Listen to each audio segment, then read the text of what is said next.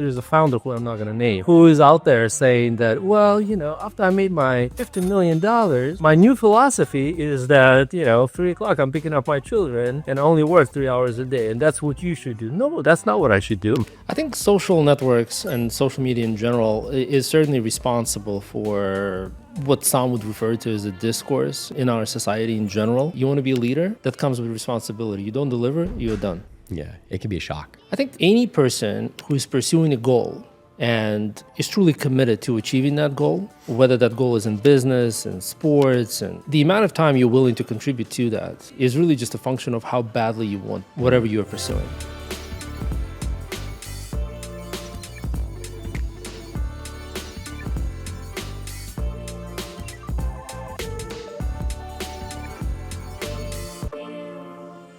So Vitaly, I think right now the risk, the potential damage to reputations for companies, it's everywhere. Anytime you post on social, anytime you write an email that could be screenshot by an employee. Do you feel like right now companies are taking enough precautions when it comes to how they're posting on social or just exposing themselves online? Yeah, I want to preamble this by saying that the risks, the reputational risks, is perhaps just slightly exaggerated these days. I feel like not many sort of realize how sort of transient the social content is. It's there today. By tomorrow, it's not there, and the day after, it's no longer there. Not so much that you can delete it, but I think the attention span is pretty much 24 hours. So even if something does happen that you didn't want to happen, like I wouldn't call it the end of the world. It happened. I do think, however, back to your question, that that companies do not necessarily, brands, and sort of look into content approval necessarily enough. Don't set up the necessary processes. We've seen things like spreadsheets going around. We've seen things like CRMs that are implemented that typically do have these workflows. But by the time, the post needs to get into the social, somebody does it sort of manually, creating that sort of room and an opportunity to make a mistake. So implementing workflows is something that not all the brands do, and they definitely should. And I would say that's like a first step. And the second step is to enforce what we refer to internally as brand safety.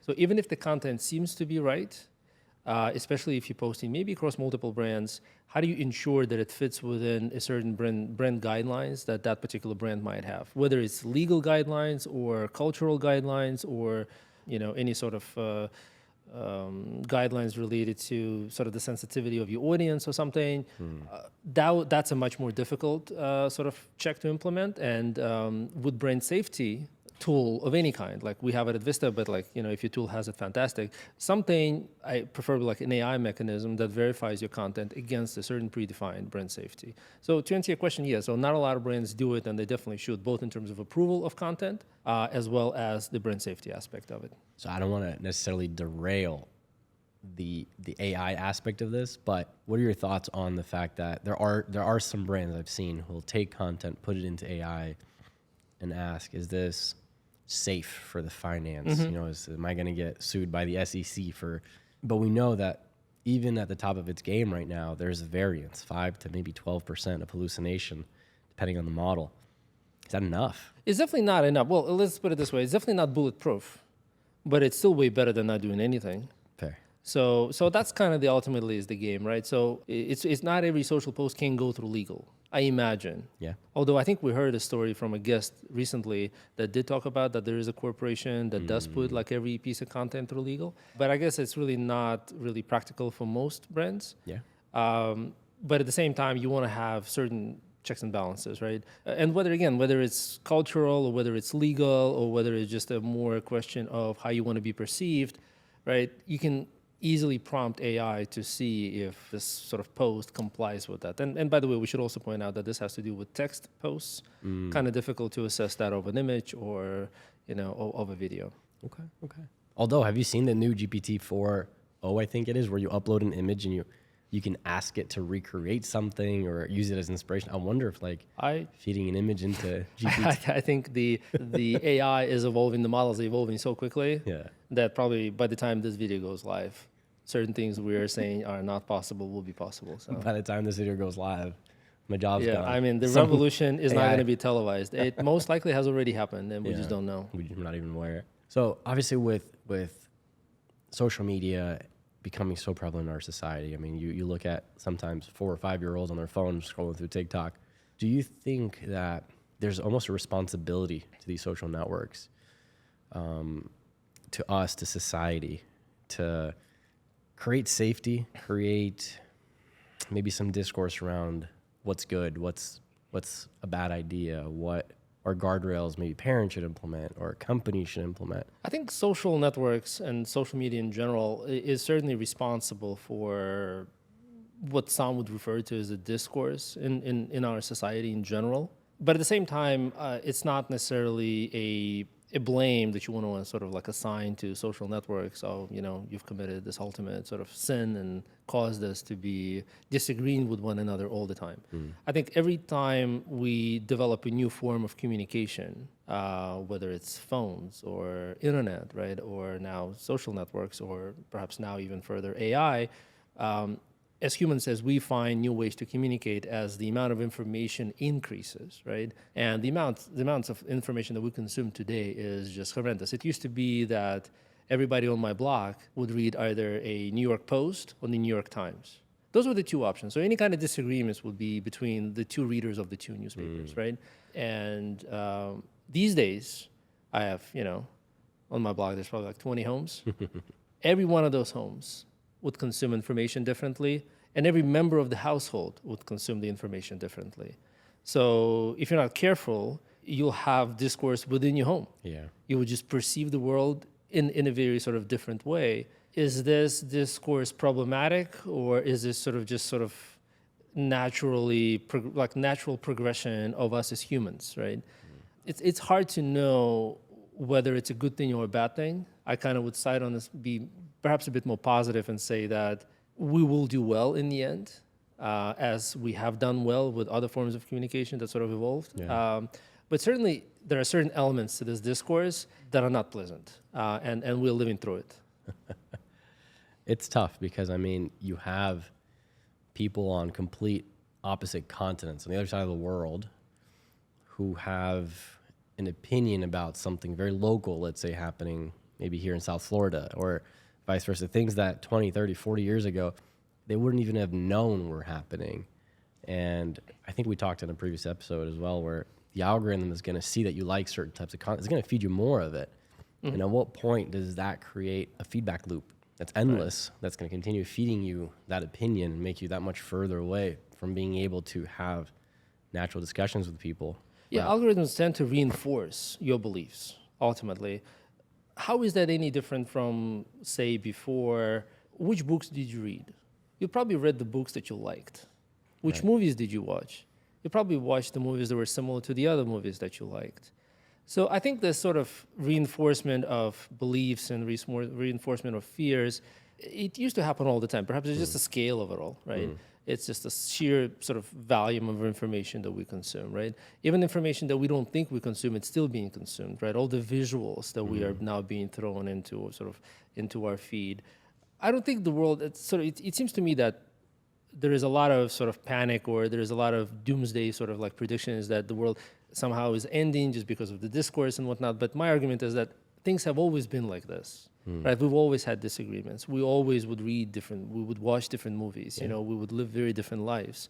It just, again, it's the noise ratio, right? That sort of is so significant these days that it indeed seems like it's something entirely new and entirely, unpredictable. But I think the reality is that we've seen this before. We've lived through things like that before. Ultimately, the dust will settle, and we will see that as a norm. Not that discourse will disappear. We will see that as a norm. It will be normal for everybody in one household to be, I don't know, a member of different political parties, or just be watching entirely different movies, or watching different news, sources. It'll be just a norm. For somebody 50 years ago, this is just, wow, how can that be? But to us, okay, fine. So who cares, right? Yeah, it's your volume of content out there right now. Right. Okay, so I want to take things in a different direction. As a founder, as a CEO, this isn't your first rodeo either. We hear a lot about balance, work-life balance, time off, mental health. Before we dive too into that, I'd love to hear your opinion on, as a founder, as a company owner, how do you feel about time off? taking time off, vacations. I think any person who's pursuing a goal and is truly committed to achieving that goal, whether that goal is in business and sports and listen, in any other sort of area, the amount of time you're willing to contribute to that is really just a function of how badly you want whatever you're pursuing. So if you want that hard enough, if you want that strong enough, you would spend a lot of time doing it and you won't feel tired. So being a founder, certainly our goal is to grow what we've started, right? And the day off that I take is the day where I don't get closer to my goal. So I see vacations and days off as hurdles on my way to achieving what I need to achieve. And by the way, so this is not an original thought. Like you look at Arnold, for example, and he used to say that like how he always didn't understand people who go to the gym and they're complaining that they're tired. How, you know, the muscles hurt and how this second or third sort of training sessions in a day, how they're just out of energy. He just says, I couldn't understand it. Yes, I was just as tired, right? But an extra session brings me closer to my goal. So I'm happy about that. So I think there is a difference between feeling tired and sort of being susceptible to that feeling and allowing that sort of tiredness or that sort of stress overtake your mental state. So to me, again, as I said, days off and vacations do get in the way. So I don't do it. And I think a lot of people who I've kind of watched and respect and admire are very similar. Like you have Bill Gates who used to slip and they would find him in the mornings asleep underneath his desk because he doesn't go home. So, but I think in today's world, to your point, that sort of toughness perhaps doesn't sell. People prefer to hear the sort of reinforcement of their fears, like, I feel tired, I feel stressed, and there'll be somebody on social media who'd be, but that makes sense, take a day off, enjoy time with your family. Again, I'm not saying don't enjoy time with your family, right? But at the same time, whatever you do could be a 7 days a week thing. Right. And whatever you do could be 7 days a week multiplied by many years. Are you the kind of person who can commit to something like that? Yeah. It sounds like it's almost like a mindset where do I want what I say I want bad enough? Yeah. And if I don't want it that bad, I should probably stop complaining that I'm not there yet. Yeah, I think again, exactly. So a lot of people just they will trade, they will sort of negotiate with themselves. They'll ask themselves questions like, do I really need this? Perhaps I need only half of it, or is this 10% of the outcome is good enough for me? So, and again, slightly different perspectives on things. Like there are different sort of strengths to people's character and people's just overall ability. Like, just like think about it this way. So you have people who are very strong physically, let's say, right? They're able to lift a lot of weights or run really, really quickly, right? And certain people are just not born that way.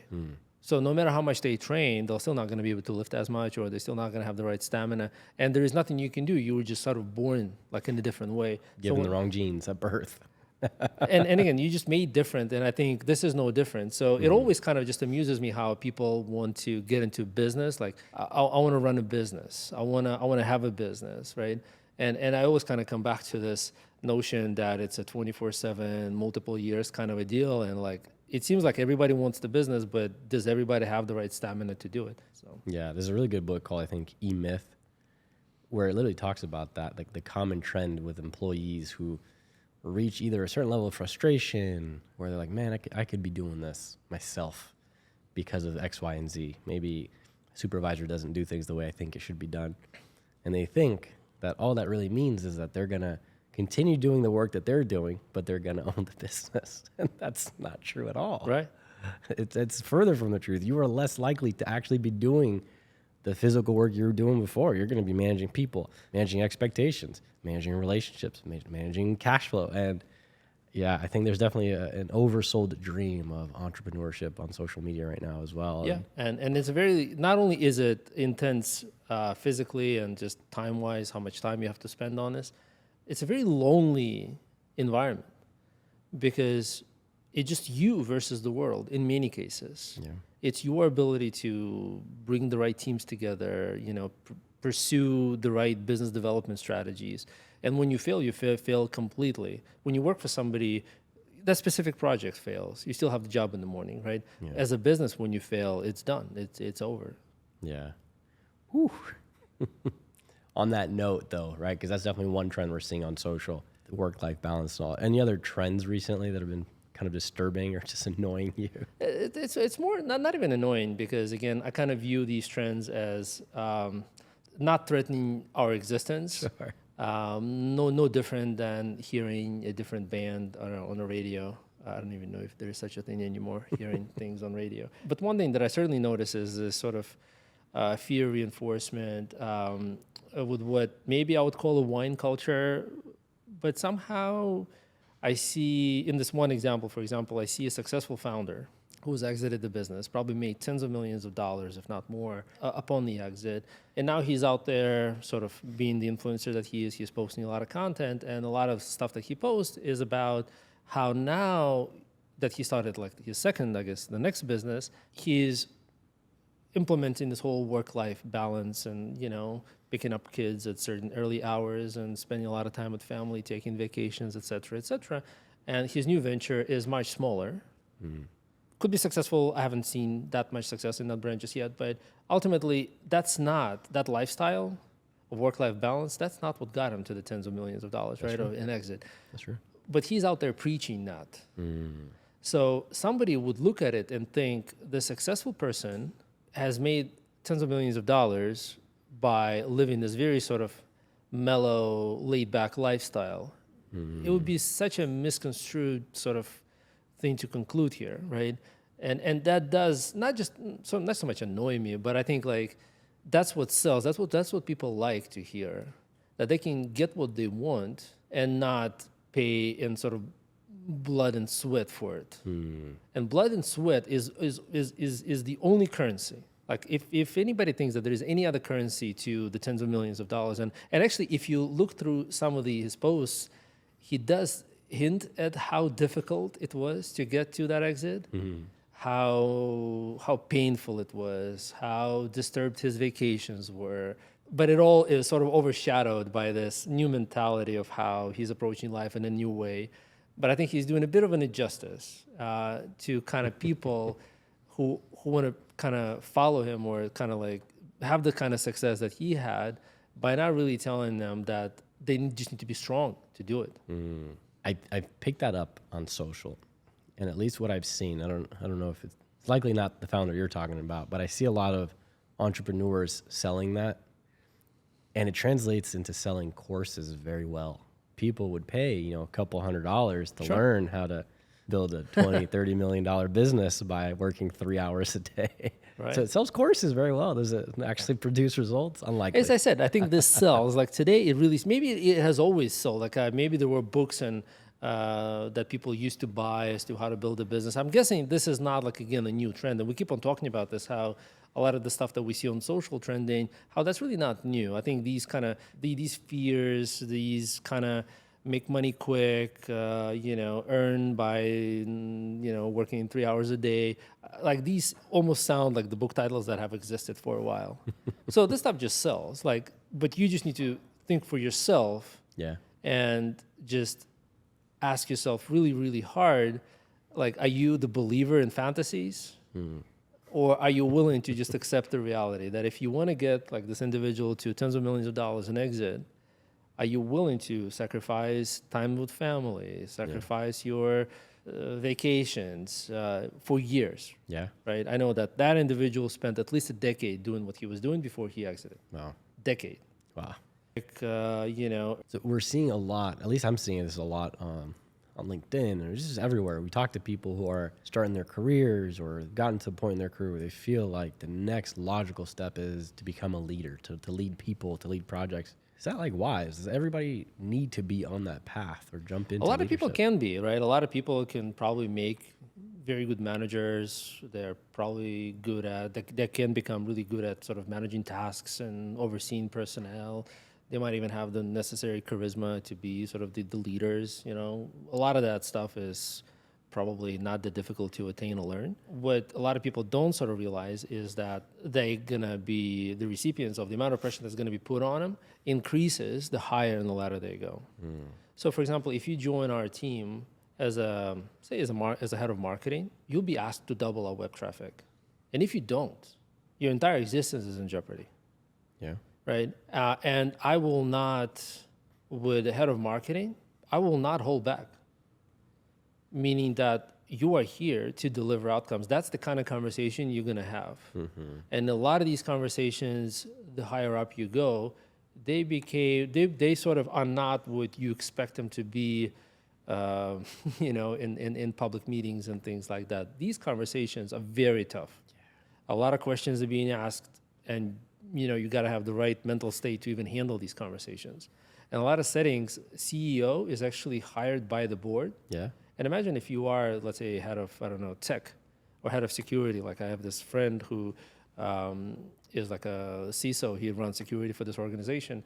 And his CEO basically tells him, listen, in a week, I'm going to answer to my board as to that these projects are done. Get them done. And that's the end of the conversation. And if you don't get it done, you're gone and I'm gone. Yeah. Nobody kind of, there are not too many second chances here. Yeah. Nobody's joking around. Like there is real money. So there is this intensity that's like ever growing. So I would recommend that when people kind of consider going up the ladder, or whether sort of this getting closer to the sun, right? And this heat that's going to be, is that for them? Yeah. If you don't pick up, like I'm a CEO, and if I call you, you're answering the call on the weekend. I don't do it often, but if I need you, so there is no way to say that, listen, I just was, I was at fishing. You better be answering the phone. And that's the kind of like intensity that goes up. And obviously like different organizations probably have that intensity to like different degrees, but that's the world, right? That you will enter as you move up. Yeah. We're even seeing the tenure for CEOs, even at publicly traded companies, like that life cycle is shortening. I think we're closer to 2 to 3 years, the average tenure for a CEO now. That's insane, right? And that's what it is. At the end of the day, it's an organization, as long as it's not a not-for-profit, but I'm sure not-for-profit organizations have similar things. If we're not meeting goals, we're not looking at the individual contributors on the team team members. We're looking at the leaders. It's like, why did we not reach this goal? And so if you're not ready to be, for lack of a better word, on the chopping blocks for not delivering results, then definitely think twice before considering leadership. And it's not only like the C-level problem, right? So I've been in the industry sort of long enough, for instance, we do projects. And I would run into these project managers, right, who oversee essentially a project. They have, the project team, there's all sorts of personnel on the project, and the project is delayed. So I'm coming to the person and I'm trying to figure out why the project is delayed. And a person produces me a report that says, well, it's delayed because this. But my question is why? Like, if the project is delayed, it's you who did not deliver. A lot of project managers feel like they are sort of responsible for assignment of tasks, making sure that people show up, making sure the meetings take place. No. If you're a project manager, you're responsible for delivery of the project on time. Project doesn't get delivered, you're gone. You have not done your work. And it sort of goes further down. You are a QA lead on the project, and there is a bug in production. Why is there a bug in production if you're a QA lead? So again, it's not only like at the C level where some big problems are being sort of addressed. Sure. Like every step of the way, you want to be a leader, that comes with responsibility. You don't deliver, you're done. Yeah. So do you want that? I think like if you phrase it that way, people would maybe think twice about wanting to go up the ladder. Yeah, it can be a shock when you get there. You weren't prepared for it, right? And then all of a sudden you're like, wait a second, it's a non-negotiable. I either deliver the results or I am not here anymore. You're gone. You have not done your work. And it sort of goes further down. You are a QA lead on the project, and there is a bug in production. Why is there a bug in production if you're a QA lead? So again, it's not only like at the C level where some big problems are being sort of addressed. Sure. Like every step of the way, you want to be a leader, that comes with responsibility. You don't deliver, you're done. Yeah. So do you want that? I think like if you phrase it that way, people would maybe think twice about wanting to go up the ladder. Yeah, it can be a shock when you get there. You weren't prepared for it, right? And then all of a sudden you're like, wait a second, it's a non-negotiable. I either deliver the results or I am not here anymore.